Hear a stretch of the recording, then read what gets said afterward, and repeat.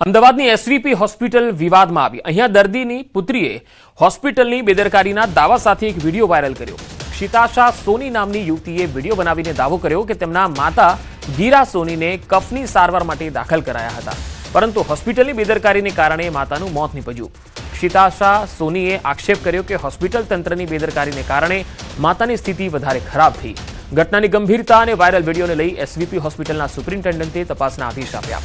તપાસ રિપોર્ટ બાદ આગળની કાર્યવાહી હાથ ધરાશે।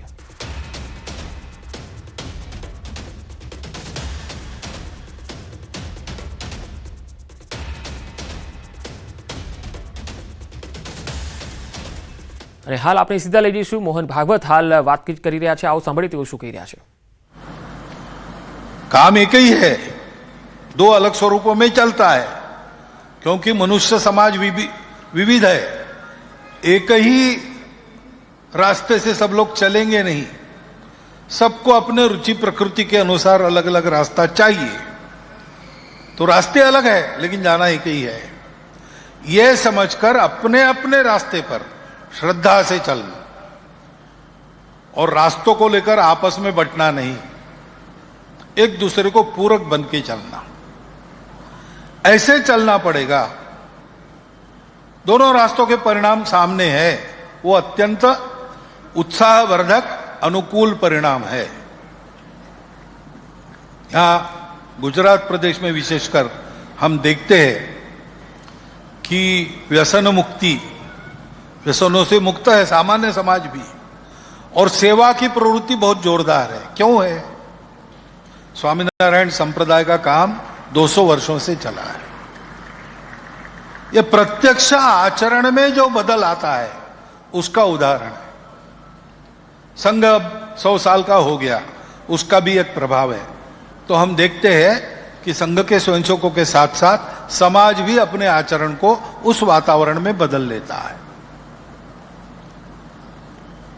ये इन सब कार्यों का परिणाम है।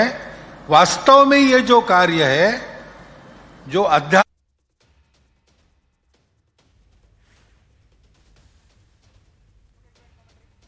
तो आरएसएसના સરસંઘચાલક મોહન ભાગવત અમદાવાદની મુલાકાતે અને તેમણે સંબોધન કરતા જણાવ્યું કે ધર્મ બધાને સાથે જોડીને ચાલતો હોય છે। દરેકની રુચિ પ્રકૃતિ અનુસાર પોતે રસ્તાઓ લોકો પસંદ કરતા હોય છે, પણ જવાનું તો એક જ જગ્યાએ છે અને દરેક ધર્મમાં જે આચરણ છે એ કઈ રીતે આચરવું એ શીખવવામાં આવે છે।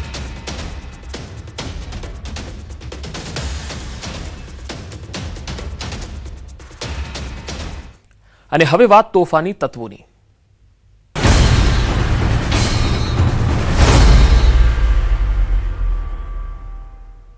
અમદાવાદમાં અસામાજિક તત્વો બેફામ બની ગયા છે। બાપુનગરમાં નજીવી બાબતે આતંક મચાવ્યો। ધૂળેટી પર 4 શખ્સોએ છરી વડે હુમલો કરી દીધો। આ તસવીરો જુઓ। કલર લેવા ગયેલા પુત્રને આરોપીઓએ ધમકાવ્યો હતો। પિતાને જાણ થતા આરોપીઓ પાસે પહોંચ્યા। આરોપીએ પિતા અને તેના ભાઈ પર હુમલો કરી દીધો। ઇજાગ્રસ્તને સારવાર માટે હોસ્પિટલમાં ખસેડાયા છે। પોલીસે 4 આરોપીઓ સામે ફરિયાદ નોંધાવી છે।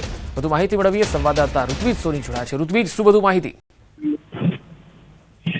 જી પંકજ, વાત કરીએ તો અમદાવાદ શહેરમાં જાણે કાયદો અને વ્યવસ્થાની પરિસ્થિતિ કથળી હોય તેવું લાગી રહ્યું છે, કારણ કે દિવસે ને દિવસે અસામાજિક તત્વો છે તે બેફામ બની રહ્યા છે। જો એક દિવસ પહેલાની વાત કરીએ તો નોબલનગરમાં જે અસામાજિક તત્વો દ્વારા આતંક મચાવવામાં આવ્યો હતો, ત્યારબાદ હવે બાપુનગરમાં પણ આ પ્રકારનો એક બનાવ બન્યો છે, જેમાં જે ભાઈ છે, ફરિયાદી ભાઈ અને તેના ભાઈ ઉપર હુમલો કરવામાં આવ્યો છે, તેઓને માર મારવામાં આવ્યો છે, જેનો એક વિડીયો પણ વાયરલ થયો છે। ફરિયાદીનો પુત્ર છે તે કલર લેવા માટે ગયો હતો અને તે દરમિયાન તેને કેટલાક લોકો સાથે આ બોલાચાલી થઈ હતી। તેને ઠપકો આપતા આ મામલો બિસ્ક્યો હોવાનું સામે આવ્યું હતું। એટલે સમગ્ર મામલે હાલમાં બાપુનગર પોલીસ દ્વારા ફરિયાદ નોંધીને વધુ કાર્યવાહી શરૂ કરવામાં આવી છે। જી ઋત્વિજ, આભાર માહિતી આપવા માટે।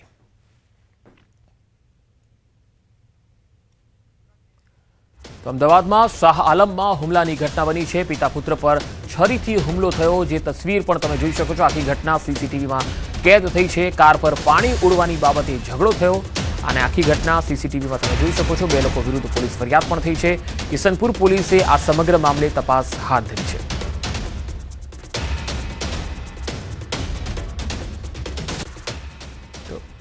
તો હવે સુરતની એક બીજી ઘટના આપણે બતાવીએ। આ તસવીરો જુઓ।